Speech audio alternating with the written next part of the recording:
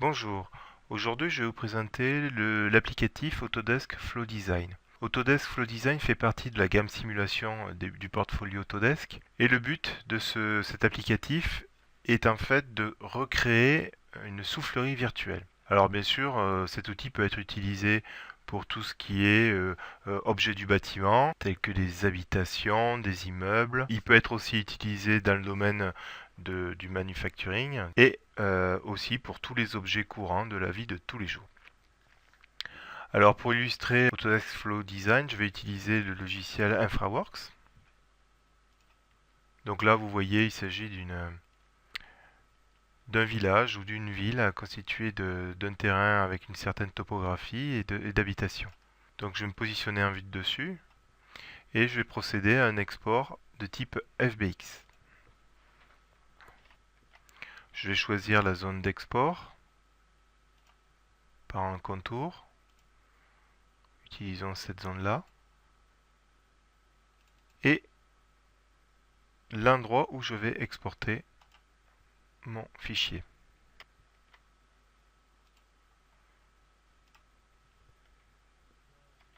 Une fois exporté, je vais ouvrir le logiciel Autodesk Flow Design.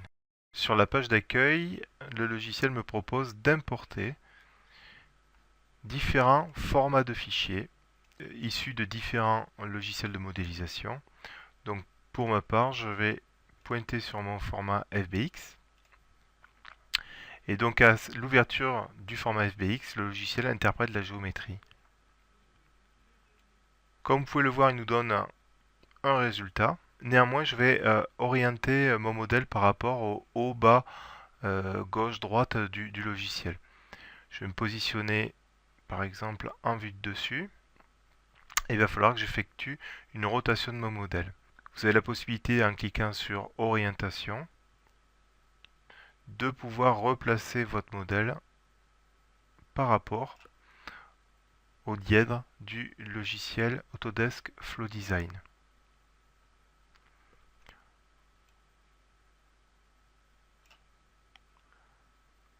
OK.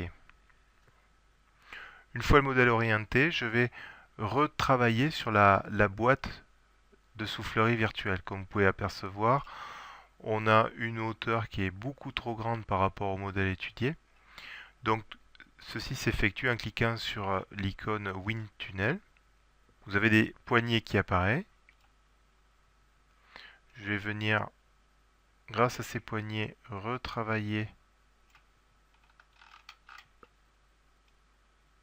la taille de cette soufflerie virtuelle. Donc dans cette direction. Et transversalement,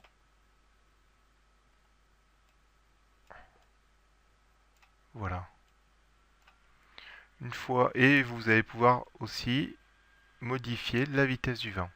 Ceci étant fait, le logiciel relance les calculs.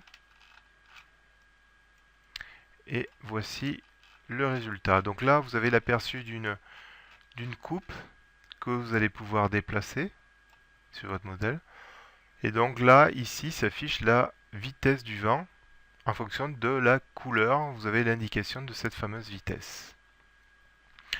Vous allez pouvoir jouer sur différents types d'affichage ainsi que différentes couleurs de cartographie.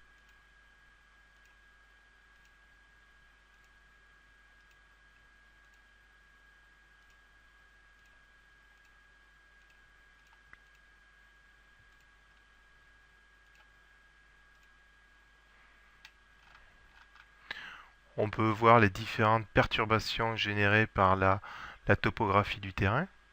On peut changer bien sûr cette cartographie par un affichage de type ligne de flux, nous permettant d'apprécier les différents phénomènes ici, différentes perturbations. Alors vous pouvez aussi bien faire ça de façon à afficher des lignes, mais aussi vous pouvez afficher ce qu'on appelle des smokes en jouant sur des propriétés, à savoir vous pouvez jouer sur le nombre, vous pouvez jouer sur la vitesse, la taille, ainsi que leur longueur. Vous pouvez aussi jouer avec des particules. Nous allons augmenter le nombre ainsi que la taille.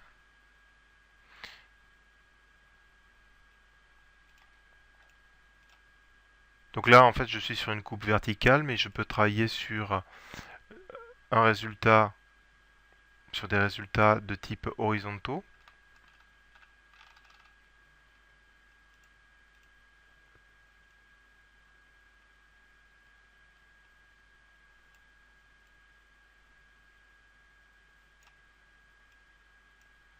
De la même façon, on peut voir l'impact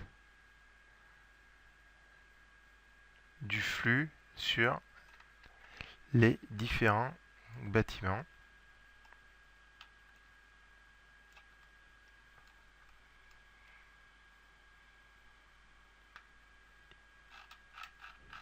Il est tout à fait possible de travailler en 3D.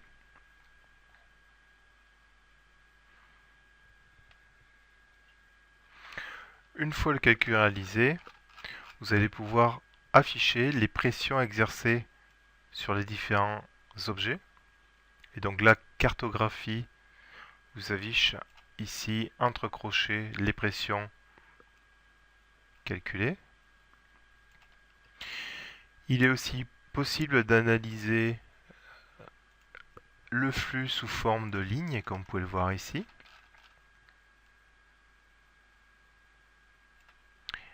Vous pouvez paramétrer le nombre de lignes comme la partie 2D ainsi que leur vitesse, leur dimension, ainsi que leur longueur. D'autres types d'affichage sont à votre disposition, à savoir les isosurfaces. Donc, en fonction des paramètres que vous allez indiquer ici, vous allez pouvoir avoir les isosurfaces où se produisent les mêmes pressions.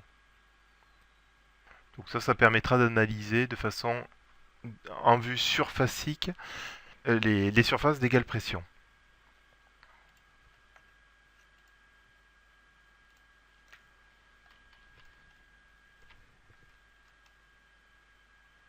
Il est possible d'analyser des éléments plus détaillés, comme par exemple ce bâtiment ici.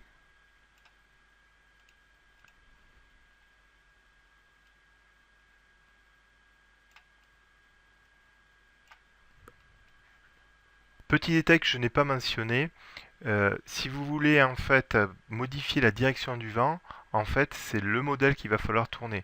Comme par exemple, dans ce cas-là, je vais venir sur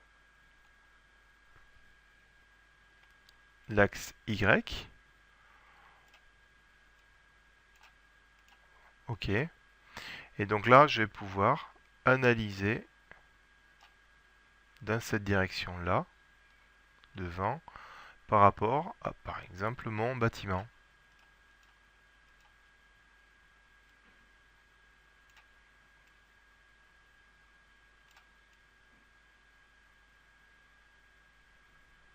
Donc cette application peut servir en amont du projet pour comprendre les phénomènes dynamiques qui vont se produire autour des objets.